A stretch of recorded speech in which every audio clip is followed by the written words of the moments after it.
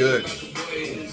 Like no whips and chains, and you can turn me out. So don't put your loving on me, baby. Whip your loving on me, baby. Young J-A-C-K-A-K-A Rico like Suave, Young Enrique speaking at AK. Hey, what's good? What's happening? Hey, I got another setup. So y'all actually shooting out of my this is my new garage office setup I got going. So I got the Dizzle on the other side of me. And behind me, you can see my setup. We hitting the dual screens. You got the 69 Super B sitting out there. Yeah, so we got a nice little setup. You can slide over. We got the video sitting over there. So we all right. We all right. So hey, what's good? I know it's been a minute, but we back. Yeah, behind me you'll see it's kind of backwards, but that's a little inspirational saying I got. Me and my boy Ken used to hang out up in Rockford, and this little bar we used to hang out at. This was on the wall. Dances if no one was watching. Love as if you've never been hurt before. Sing as if no one is listening, and then live as if you are on heaven. So it's just kind of my thing to kind of keep me going through the day, because you know that it can get to you sometimes. Life can throw you curveballs. So that's my motivational. Go find it on Amazon.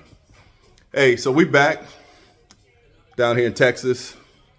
So I'm hitting you with the Carbach Love Street Blonde. Nice brew out of here. We still down with Corona Premier, but we just mixing it up on this Friday. Shout out to LA. I got this Legends for Forever Kobe shirt. My boy Norm grabbed me. I'm getting a lot of shout outs. Norm grabbed me out of Inglewood. So we're gonna represent Kobe, and actually that's gonna kind of get us kicking off. 2 weeks ago was the remembrance, the anniversary of his 81-point game.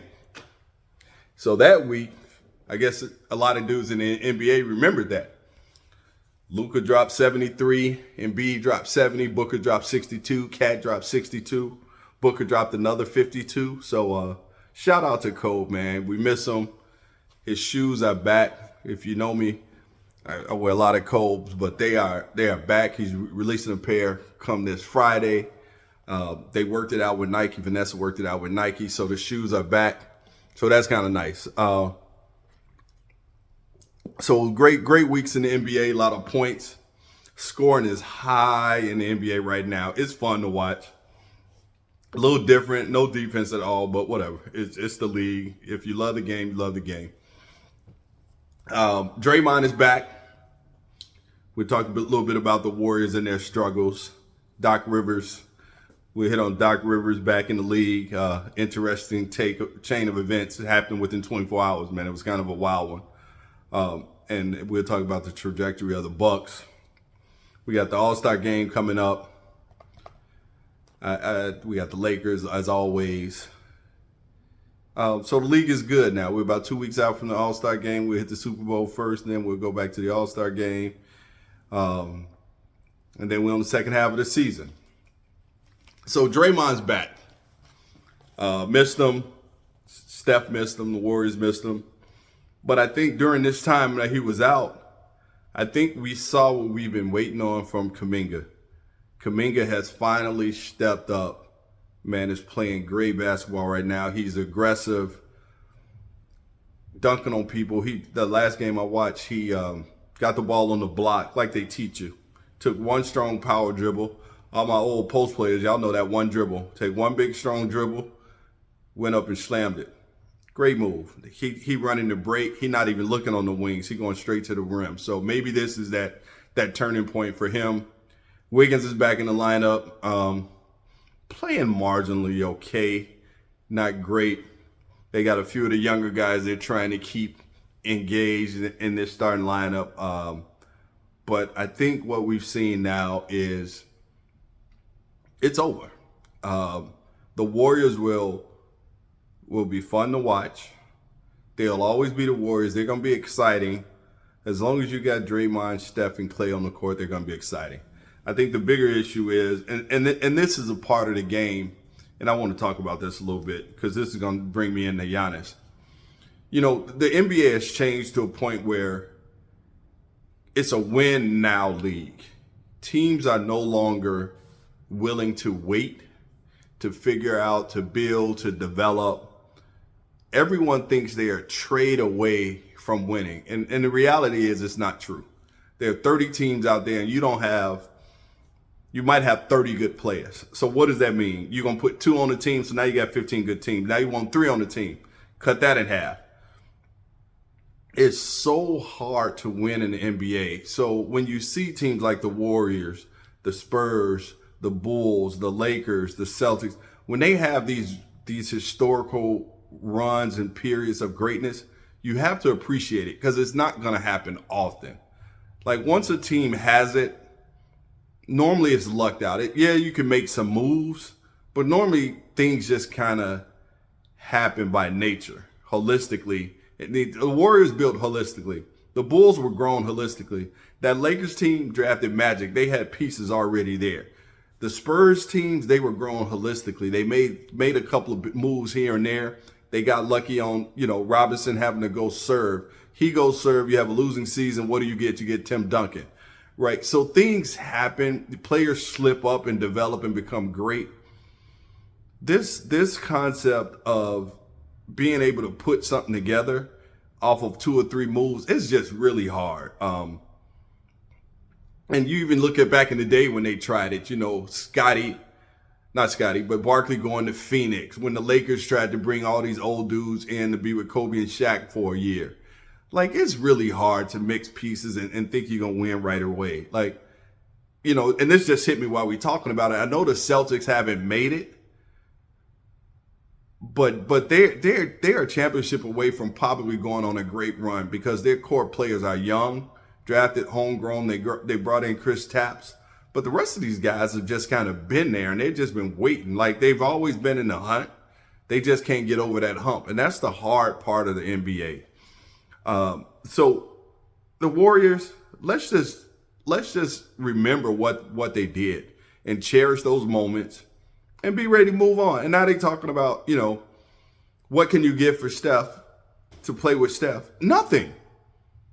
Just face the reality. There's nothing you can do because nobody wants a Draymond. Nobody wants Clay. If you trade them, you're going to be trading them for 25 cents on the dollar. So you just accept the fact, sell tickets, ride it out to the sunset, let Clay get his 35 for the next few years. Maybe you get some draft picks and you go from there.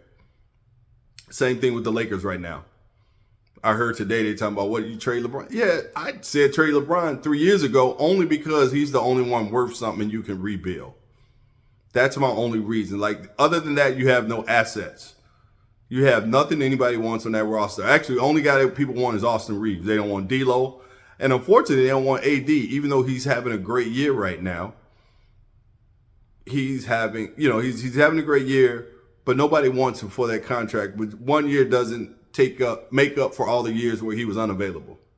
So that's why you haven't heard his name and all the money attached to him. So flipping that leads me to Giannis. Because he's been on my mind lately, especially with this whole Doc Rivers, this Adrian Griffin move. Adrian Griffin was fired and his team was second in the East. And they were at 30-12 or somewhere around there, 670 winning percentage. Like, that's pretty damn respectable. Now, their defensive efficiency, we talked about, it was terrible. But again, I told you why that was terrible. You traded one of the best defensive backcourts in the NBA and you got rid of them. Drew Holiday led that team defensively. So if I got a guy on the perimeter that can defend, I got a Brook Lopez protecting the basket, and then that allows Giannis to float around and do the things that Giannis can do defensively. That's why you were so good. Now your defensive guys have turned into second level help support because Dame getting killed out there. Dame and Malik Beasley are getting killed on the perimeter. They can't defend, but they never could. So there's no surprises here. But why I talk about Giannis is a couple of things happened. It goes back to last year. It goes back to why I say it's hard to win. Milwaukee got there and they won. Yeah, I wanted to fire Budenholzer the year before that. He stuck it out, made it. He got to a championship. Now, the following year they lost. Probably should have lost sooner, but they lost. But you got to the finals, Eastern Conference Finals, and lost. But you don't go talking about we need to add pieces. Like, you're still a championship team, Giannis. You're that damn good. Like, you had all the pieces you need. If anything, when you get to that level, your starting five remains the same. What you look for, and this is why Golden State was so good, they had that core five. You look for guys that can enhance your bench.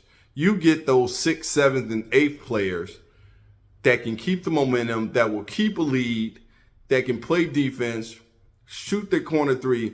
That's how you keep your championship team together. Swapping out to bring in a Dame Lillard for Portland because he unhappy he ain't going to never win. Dame, you from Weber State. Your lucky ass is where you are. You weren't a top-notch player. You came in and you developed and you became great.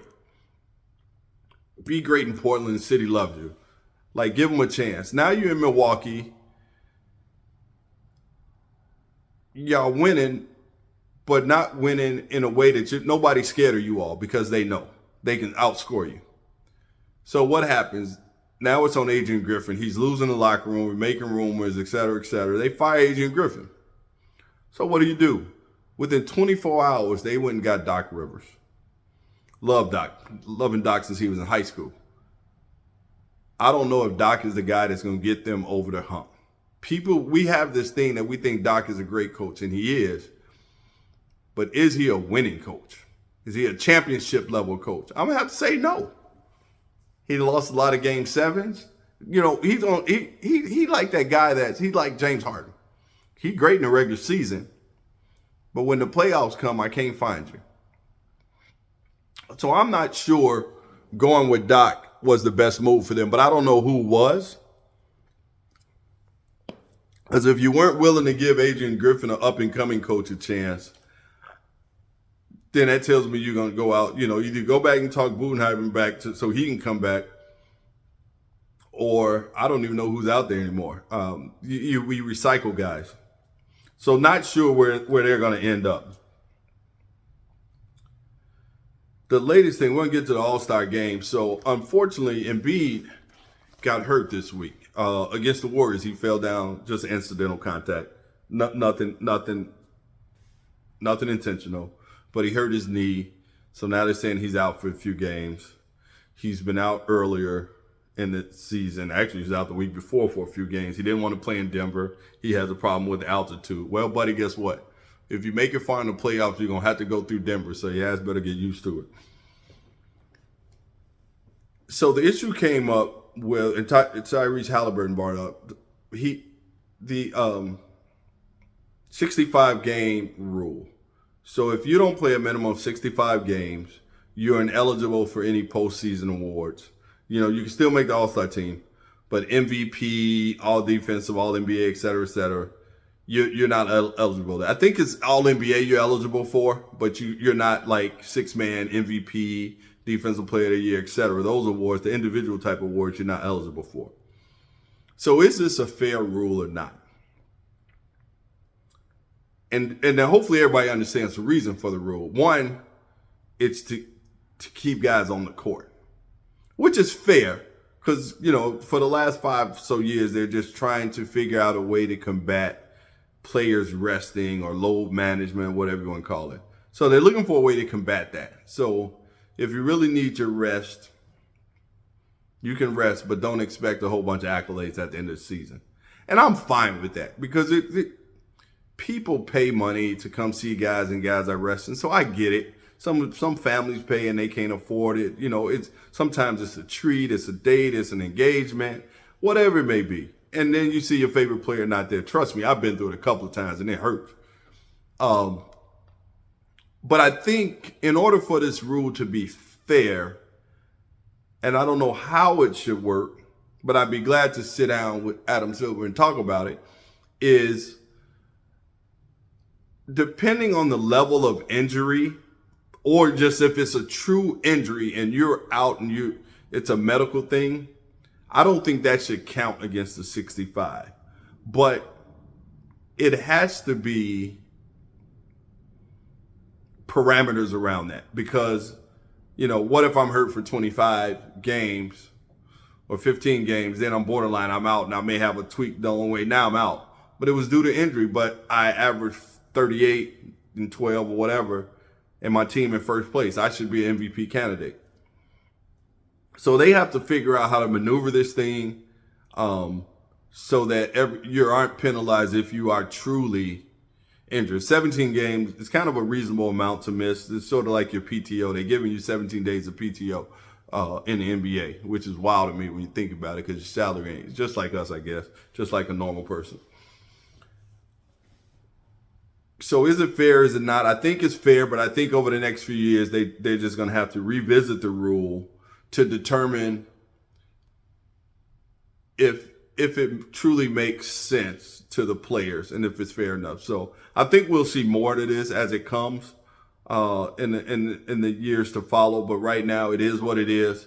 Embiid, I know, and the reason it came up is because a lot of people talking about Embiid. He's having an MVP season. This year, you're deserving. Last year, you weren't. This year, you're playing like a true MVP player, and I don't have a problem with it. Last year, you weren't better than Jokic. So I just didn't think you deserved it last year. This year, you deserve it. So enough with Embiid. When we break, we hydrate. That is a good one, though. I mean, it's Friday. I'm going to have to get out of here and see what we got going. So over the week, man, shout out to my guys from 106, man. And we had an unfortunate death. And I shout out to the Weems family, man. I love you. Always in my prayers, Big Dave. But we had a great time seeing everyone, man. I tell you, life is short. Enjoy yourself. Be with your friends, family, your loved ones, your wives, girlfriends, mistresses, whatever you got out there. Enjoy. But we got together, man, and we sat down and we had some real good hoop conversation. And our conversations went from everywhere, from talking about AAU. I had a couple of guys from California. We were at the repass, and we were just having a few drinks talking. Now, I actually have some clips that I'm going to try to figure out how to edit, and I'm going to post them just as some reels or whatever they want to call it. But I'm going to give you some little 1-minute breaks of what we were talking about. And it was very interesting. I had a lot of takes, man. I got some LeBron fans, Dre. We had some California guys. We got into the conversations about AAU and European basketball. What's the difference?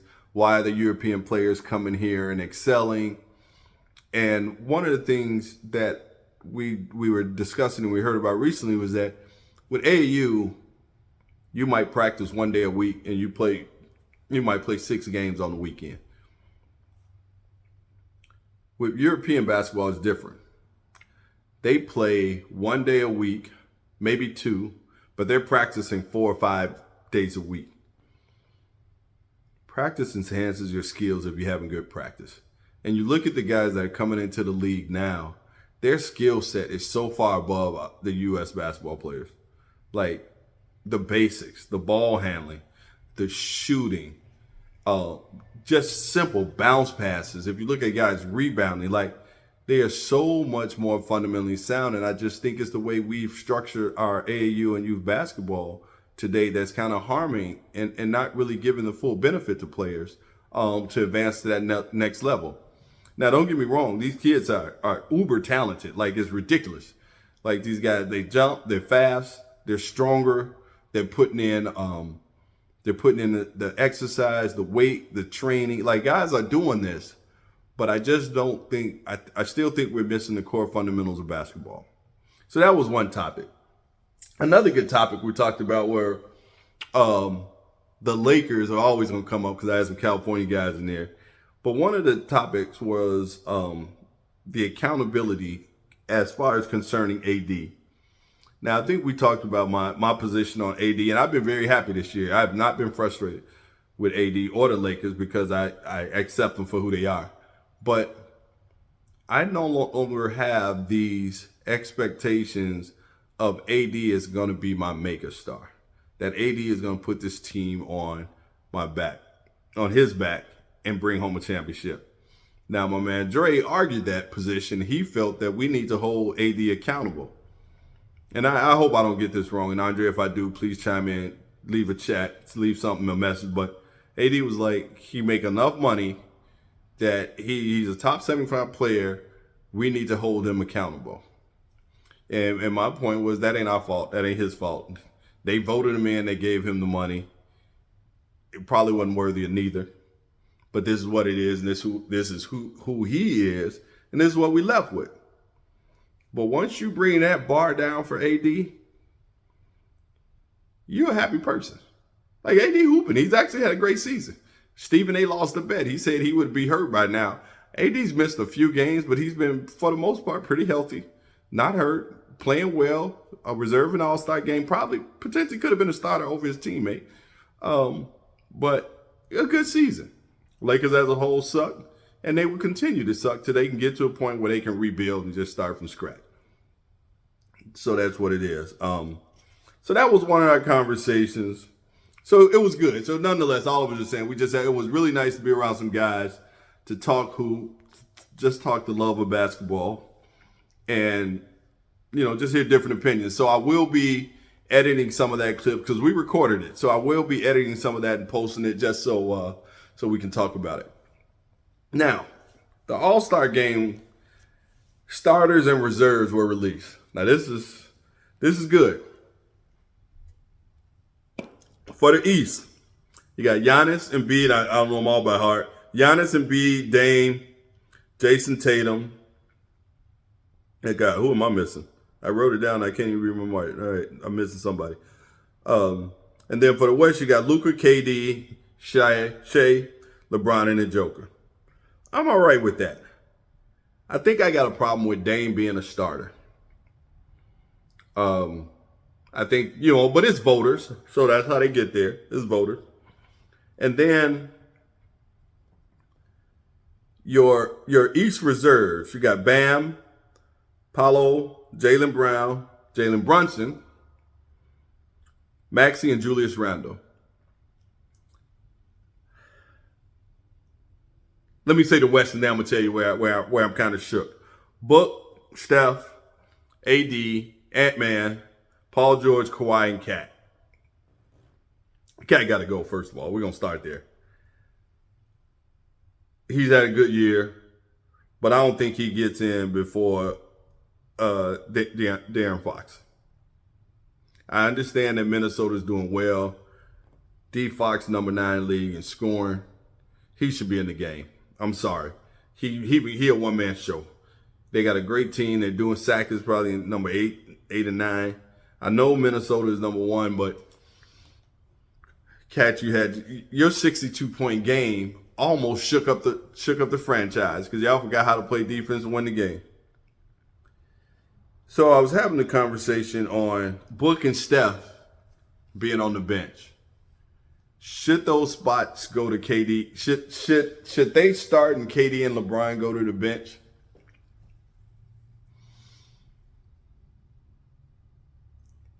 Initially, I was very adamant about it, but I guess I'm okay with it. KD is the leading scorer out of the 4. Book is like 0.1 behind, but it was brought to my attention. Yeah, the 72-point game and the 52 probably kind of boosted that up. So I guess overall, I'm good with the West. Cat got to go. On the East, I don't know, man. Probably, maybe it's hard because where does Trae Young go? Number 11 in scoring. What about Siakam? During the trade, he's still producing and got the Pacers back in the hunt. Julius Randle's having a great year. The Knicks are humming. Shout out to Jalen Brunson. Like he's playing phenomenally well. Like we've known he was good. Those from Chicago have known Jalen Brunson been good since 2012. And he's a winner. I think I talked about him last year. Two-time state champ, 2-time NCAA champ. Now he's figuring it out. Like the man, he put up a 40-piece last night. So I'm happy with him. Randall, great. Former Laker. When he first came in the league, I thought he was very wild, out of control. He's still some of that, but he can shoot now. He can shoot, runs the floor well, playing a lot smarter than what he did when he was young, but he was young. Tyrese Maxey, 50 ball last night. He just got his freedom, right? The best thing for him was James Harden getting out of there and giving him the opportunity to play his game. So with him and Embiid, Tobias Harris, I shout out to Tyrese Maxey, first timer. Paolo, somebody probably could have took his spot. I'm a big fan. Rookie of the year. Orlando's playing well. Is he a first-time All-Star? Should he take Siakam's spot? Should Trae Young be in that spot? I can kind of argue. Jaylen Brown can't argue. Boston #1. And I think that he probably got in the same way as Cat. You're on the best team in your conference. Two of y'all need to get in because Tatum, we know Tatum is worthy. But Jaylen Brown, no issues with that either. Who else is there? Bam is one I'm kind of on the fence about too. Bam not top 20 in scoring, but he does a lot. He's been healthy. He's held Miami together because Butler's been out, Hero's been out. Bam has been the constant on that team. He hasn't missed a game. So maybe that's kind of the deciding factor in putting Bam in. So the All-Star game is back. Let's make some predictions. Who gets the MVP this year? I'm going to tell you who's going to get it, but I'm going to tell you who it should go to. And LeBron's going to get it. He's going to get it. Steph going to make it real hard on him because Steph going to be kind of mad he coming off the bench. So look for Steph to put on a shooting display after his halftime, after his All-Star weekend, after the Saturday night shootout that he's having. I don't really know. Like some of these dudes, Jason Tatum might be in the run. Some of these guys need the ball. It's not a lot of one-on-one guys. Dame will probably show out because he's going to pull up with Steph. So it'll be interesting. It'll be interesting to see the All-Star game. I'm kind of looking forward to it. I hope guys play. We haven't seen, I don't know if they released the dunk contest yet, but I know Mac McClung will be back. So that'll be exciting. Hopefully we can get some of these young guys. I'd like to see Scoot in it. I'd like to see Scoot in the dunk contest. The young guy, Jabari Smith, I'd like to see him in it. Brandon Miller, I'd like to see. He had a nice dunk the other night. I wouldn't mind seeing him in it. So I'd like to see some of these young guys come in and show out. That would be pretty exciting. So, well, guys, that's about it for this Friday night. Always good to get back, talk about the game. And I swear I'm trying to do better, and it's just hard, man. Life kind of takes me a lot of places. But I got to get this frequency right so I can see you all on a regular basis, man, so we can sit down and talk. But, hey, God bless. Love y'all. Have a great weekend. Enjoy yourself. Watch some of these games, man. Get your draft picks in. Get your prize picks in. All right. God bless.